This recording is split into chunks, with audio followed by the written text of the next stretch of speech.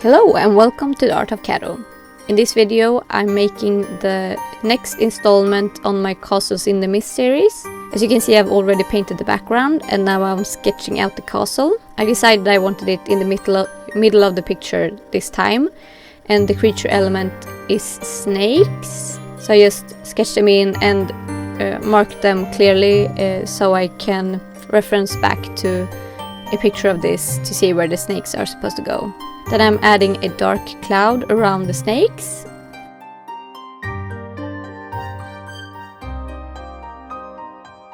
I go in with my white color and paint all the elements that are going to stand out against the background white.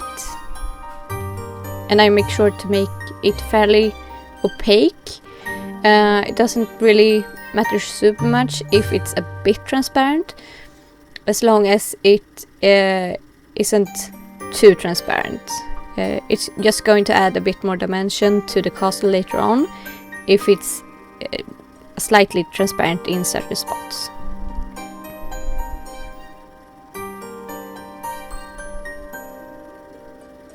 And then I'm just outlining around the snakes to make them separate from the castle so I don't paint over them. And then I'm going in with my cool red color. My paints are fairly transparent and I work in layers, and each layer on top of each other adds texture and dimension to the painting when you build them up. Here I'm going in with a warmer red color, almost orange. So when the light hits the colors, each layer adds a little bit more interest in the picture. I went back in with my cool red again, and then I'm outlining the castle with my black Posca pen.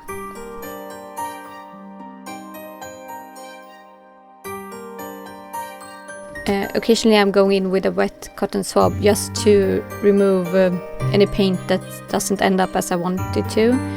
As long as it hasn't dried down, you can just wipe it away. Then I'm blending a couple of colors to make fairly dark shadows. And after I decided which side I want the light to come from, I add the shadows in the opposite side. And where my different pieces overlap each other, I also add some shadows there.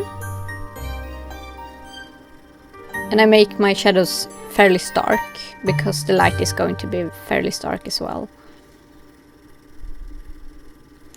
As you can see, I'm not going for a realistic look at all.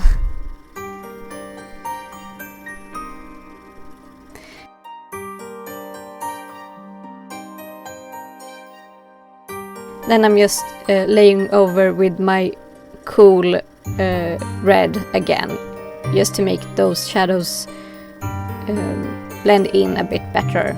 They got a bit too stark.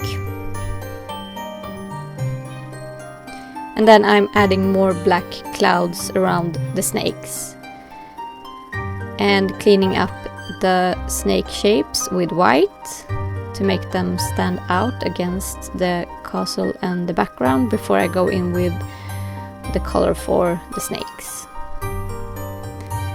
I blended a cool and a warm green to get the right shade for the snakes, and then I'm just coloring them in using 2 layers to get to the color I want.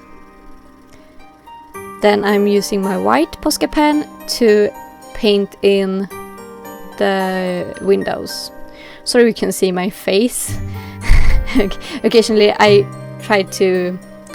haven't the best lighting, so I tried to see what I was doing a bit better. And then I'm adding where the lights hit the castle. Then I'm just outlining the snakes and adding a couple of white spots. Then I'm outlining the windows of the castle. Then I'm going in with the shading, again fairly stark because of how I make my lighting later on. It's the effect I'm going for.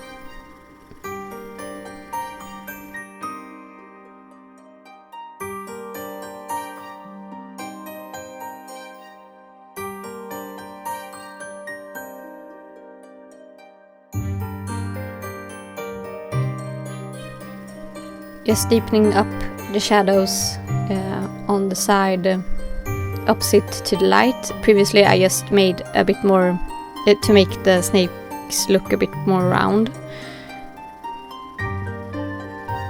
And then I'm adding the light, the rim light, and then I'm fiddling around with the faces a bit.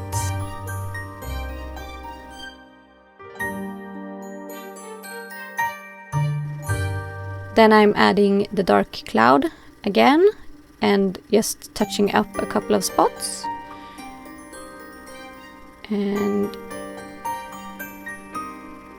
just cleaning up the outline of the castle and the snakes. And then there's something going really wrong. Okay guys, something weird happened. This is the only Liquitex Soft Body squeeze bottles I have, and I always thought it was weird to have this really soft plastic, because it was making it really hard to untwist the bottle cap, and the Liquitex Basics, they have these kind of caps which makes them much more easy to open. And it turns out that these these plastic tubes are super bad, because when I tried to untwist the cap, the spout or whatever stuck into the cap, and it wasn't even really that much paint that transferred from the tube to the bottle cap that made it harden up. So yeah, really crappy. So I made an emergency transfer to this traveling tube that's meant to be for like lotions and stuff that I have. It's never had anything else in it.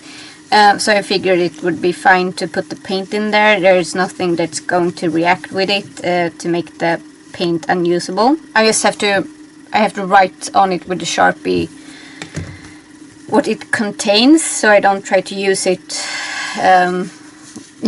to like moisturize my hands. And I got white paint everywhere. Seriously, everywhere. Liquitex Soft Body Transparent mixing. Yeah, it's not the most elegant writing, but I'm a bit flustered because the paint had to go somewhere before it dried out, and this was an emergency situation. So if you're thinking about buying Liquitex Soft Body's tubes, maybe reconsider and see if they have a different kind of... I think the larger sizes of like those that contain more than 50 ml might come in like a bottle or something. So that's definitely preferable. That one sucks. So yeah, I'm gonna continue with my painting now, but that's what happened. It was annoying, and I lost a bunch of paint that I couldn't get into this tube because it started to dry up too much. But I'm going to use what's left that I can use of this to continue with my painting. So while recovering from the paint tube disaster, I'm just painting the clouds just adding them where I think it will add to the effect and make it look a bit more ethereal and magic. And then I'm done. I just have to sign the painting.